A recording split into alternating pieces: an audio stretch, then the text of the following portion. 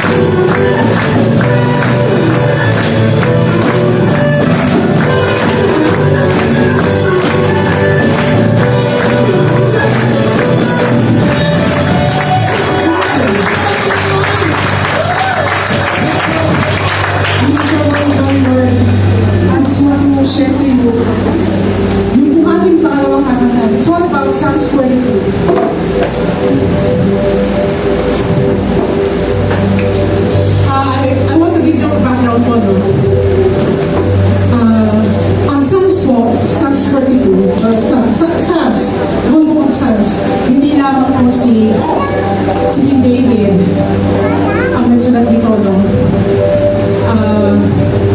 Nandiyan po si King David, and then Asaph, and then the sons of Korah. So we are not familiar with Korah, no? Ito pong Korah na ito, siya po ay isa sa nagdadala ng Ark of Covenant. He is a carrier of the Ark of the Covenant of the Lord, and his family, they are serving the Lord, specifically in music, specifically in worshiping God. But then, during the time of Moses, during Exodus po, nagrebelde po ito, pamilya ito, no? Ito si Korah, together with his family, they revolt. They rebel against God. Then God put them to punish until to the point of death. At sa pagbuka po ng lupa during that time, kinain pong pamilya ni Korah. May natira po na anak. And this Psalms 42, pinapaniwala ng mga scholars because there is not mentioned in the Bible that these are the two sons na nabuhay po na inisper ng Panginoon sa kamatayan, sa parusa. And they are lamenting to God that they want to praise Him again, to worship Him again. Kasi sila po, itong mga anak na to, they are influential worshipers po sila ng Panginoon. Lagi nilang dinadala ang kongregasyon, ang family of God to praise and worship God, but then they fail. Kaya ito po ay isang hinagpis. Ito pong sulat na ito ay isang paghihinagpis. Paglapit muli sa Panginoon para po sila ay magkaroon po ng connection ulit sa Panginoon. Nais nila dahil wala pong ibang lakas tayo, wala po tayong ibang magagawa kung hindi po tayo magpapatuloy na magpuri, mag-worship sa Panginoon, sambahin siya. Amen po ba? Alam mo, napakalaki po ng dulot po ng pag-worship at hindi pagtalikod sa Panginoon. And doon sa kakatahin po natin praise, I would just to share to you some insights about this song. Sabi nga po dito, madalas po tayo, lalo na ang worship team, they are not perfect. We are not perfect, and nobody is. Magkakamali po at tayo ay nagkakaroon po ng mga struggles sa buhay. But then, we choose God. Every day of our lives, ang Psalms 42 patandaan natin, it is giving us hope to continue worshiping God. Sabi po dito, you won't always feel like praising God, right? Hindi po natin laging feel na mag-praise sa God o magbigay ng puri. There will be seasons it's hard to see God at work. That's why we feel more discouraged than grateful. Mas nag-feel po natin yung struggles natin, nag-discourage tayo. Kaya hindi tayo pagpapasalamat sa Panginoon. Sometimes our heart is breaking since we are aware that we are leading a crowd of worshipers, lalo na po itong mga kasama ko dito sa harap. But then, they feel not like praising God since they are amidst of circumstances. We have all sorts of circumstances in life. Iba-iba pong ating dinaranas. This song is all about how we should respond to this kind of feeling. Since praising and praising God is not based on feelings, it is not about our emotions, it is not about our circumstances, it is our response to God's faithfulness to us. Amen po ba doon? It is our response. Ito po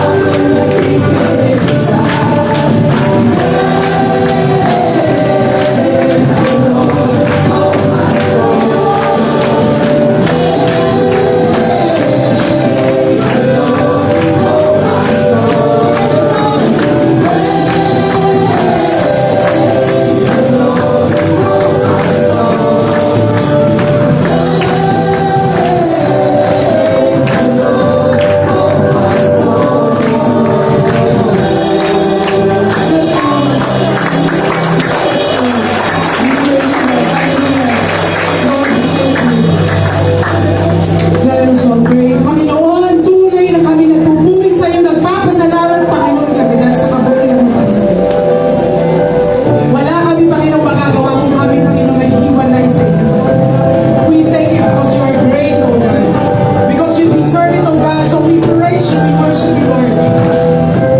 Even at the point that we are walking like praising you, God, without our significance before you, without our confidence upfront you, Panginoon. But then you are good, oh God. Dahil mo sinasabi sa amin that we have to continue to praise you because it's our weapon. Our weapon cannot be separated with you, oh God. Salamat po, Panginoon. Because binigyan mo, Panginoon, bawat isa ng talento upang ito magawitan. Ikaw, Panginoon, ay paglingkuran. Thank you because pinili mo ang kamalang mo na ito, Panginoon. Una para sa kanilang maligtasan at para pumili ka, Panginoon. Salamat po, Panginoon. Lord, we thank you for all the things that you have bestowed upon us, O God. Salamat sa blessings sa church na ito, Panginoon. Tunay, Panginoon, na ang iyong Espiritu ay siyang gumagawin sa bawat isa amin, Panginoon. Your Spirit is in us within this church, O God. Lord, we praise you and we thank you, Panginoon. Bless your people, Panginoon, sa lugar na ito, Panginoon. We praise you, Lord. We thank you for everything. Salamat po, Panginoon. At ibinabalik namin lahat ang papuri sa iyo. Once more, praise! Praise the Lord, oh my soul. Praise the Lord. Praise the Lord, oh my soul. Praise the Lord, oh my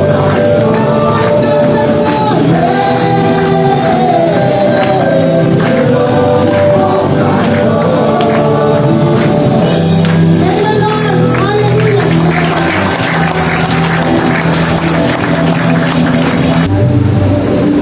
Inaalala ko po ang lahat na tumayo para po sa ating second part ng ating pagpupuri at pagpapasalamat sa Panginoon. Let us prepare our soul, our mind, para po sa maaawitin natin sa Panginoon ngayong umaga. Alam niyo po, according to science, ang pag-awit daw po ay maraming bagay na nagagawa sa atin. Una, sabi na napapatatag yung lungs. Kasi syempre pag kumakanta tayo, maraming yung lungs natin na open, di ba? Syempre nag-vibrate tayo, marami tayong hinihina na hangin. Ano pa po? Good posture na po. Nagkawas din yan pagka umaawit ang isang tao. And then what else? Yung memory daw po natin ay strengthened pag po ang isang tao ay umaawit. Marami pong bagay na nagagawa yung pag-awit sa buhay natin. Pero what more? Diba? How much more kung yung pag-awit na ginagawa natin ay inaawit natin para sa Panginoon. Amen po ba? Alam niyo po, napakasarap umawit sa Panginoon. Especially yung mga times na alam mo na nag-struggle ka. Ang sarap umawit sa Panginoon. Di ba po si King David yan? Nagawa niya yung Psalms. Ang dami niya na nagawang awit para sa Panginoon eh. Dahil lagi pong pinapaalala sa atin ni Lord yung kabutihan eh. Na kahit ano pa man ang mga pinagdadaan natin, yung kabutihan ng Panginoon ang laging natin nararanasan, di ba po? Gusto ko lang pong ibigay yung salita ng Panginoon sa mga awit. 47:6 sabi doon. Purihin ng Diyos, awitan natin siya. Awitan ng hari, purihin natin siya. Diba? Ilang beses sinabi ng doon sa ano na awitan, purihin, at ibigay natin yung mataas na papuri sa Panginoon. So, before we start, lahat po muna tayo ay manalangin. Panginoon, sa umagang ito kami po ay lumalapit. Nagpapakumbaba kami, Panginoon. Ikaw yung aming maitaas, Panginoon. Hindi po kami. Hindi po yung aming mga sarili, Panginoon Diyos. Lord, we humble ourselves to you. Patawarin mo kami, Panginoon. Sa lahat, Lord, ng mga nakikita mong hindi karapat-dapat sa harapan mo ngayon, Panginoon. Kung meron man sa amin, Panginoon Diyos, na may bigat sa heart ngayong umaga, Lord, nire-release namin ito, Panginoon. Binibigay namin sa ito, Panginoon. Tanggalin mo po ito, Panginoon, upang, Lord, yung ito pong aawitin namin mga papuring pasasalamat sa iyo, Panginoon, ay makarating sa iyo, God. Panginoon, kasi para po ito sa iyo. At again, Lord, sa anumang circumstances ng buhay namin, again, pipiliin namin, Panginoon. Lagi namin pipiliin, Panginoon, ang magpuri at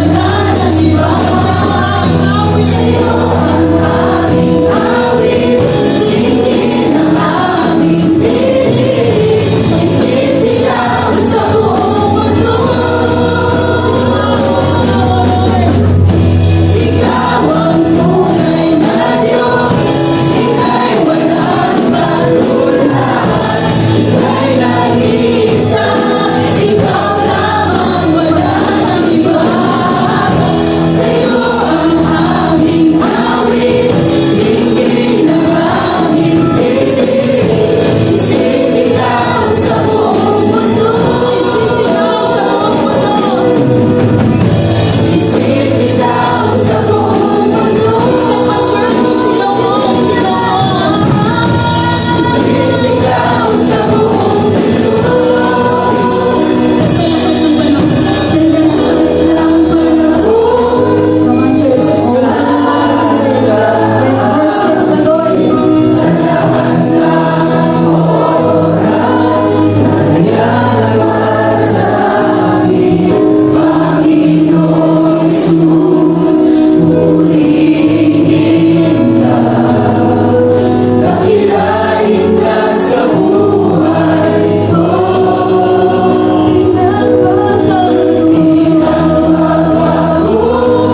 Diyos ka sa amin, tanging sandigan, mayakap sa amin, Panginoong Jesus, maghari ka, magliwanag ka sa buhay ko,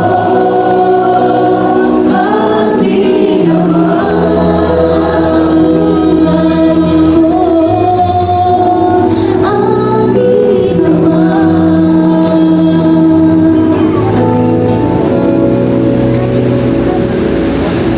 Let's all pray. Let's put the music. Ito yung moment na pwede mong purihin, pasalamatan, alalahanin ang kabutihan ng Panginoon sa bawat isa. Thank you, Lord.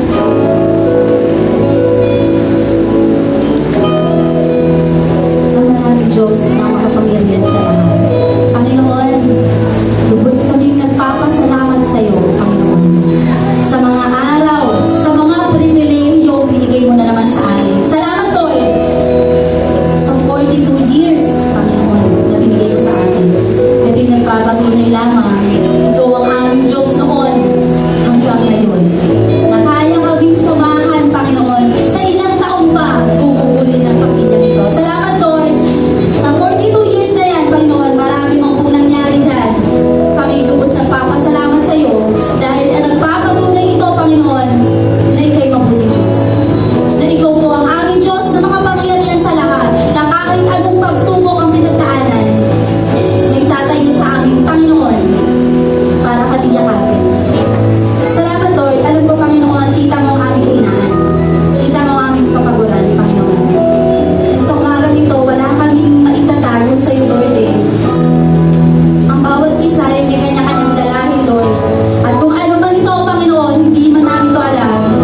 Isa lang po at naniniwala kami na sa mga oras na ito, yakap-yakap mo kami, Lord. Salamat, Panginoon, sa pag-ibig mo, sa biyaya mo. Kaya kami nandito, Panginoon, dahil po sa iyong biyaya. Dahil po sa iyong pag-ibig at katapatan sa buhay ng bawat isa.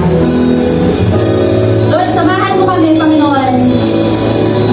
Ikaw po, Panginoon Diyos, ang gumina at patuloy, Panginoong, mag-guide sa bawat isa. Huwag mo pong hayaan, O Diyos, na makagawa ang kalaban sa mga oras na ito, Panginoon. Nawa, Lord, ang aming mga kaisipan, ang aming mga pandinig, Panginoon, ay muli mong ayusin, Panginoon. At ikaw po, Panginoong Diyos, ang magsalita sa umagang ito at gamitin mo lagi, Panginoon, ang aming pastor sa iyong ubasan. Lagi, Panginoon, gamitin mo siya upang maging daluyan ang iyong salita, Panginoon. At lagi mo siyang palakasin, Panginoon, physical at spiritual. Panginoon, lagi mo siyang painitin, Lord, sa kanyang pananampalataya, Panginoon. At salamat, Lord, sa buhay ng aming pastor. Muli mo siyang pagpalain ng buong pamilya niya. And Lord, we are praying, Panginoon, sa mga kapatid kong ito. Sa apat na sulok ng panambahan mo, Panginoon. Kami po'y dadalangin sa iyo at dalangin sa iyo. Muli mo kami palakasin, Panginoon, sa mga susunod pang taon, Lord. Muli mo kami palakasin ang mga leaders ng Church of Christ, Gentile de Leon, Panginoon. I-bless mo mga ito, Panginoon. At samahan mo rin sila, Lord, sa buhay nila, Panginoon. At lagi, Panginoon, silang magpapahalalim, Lord.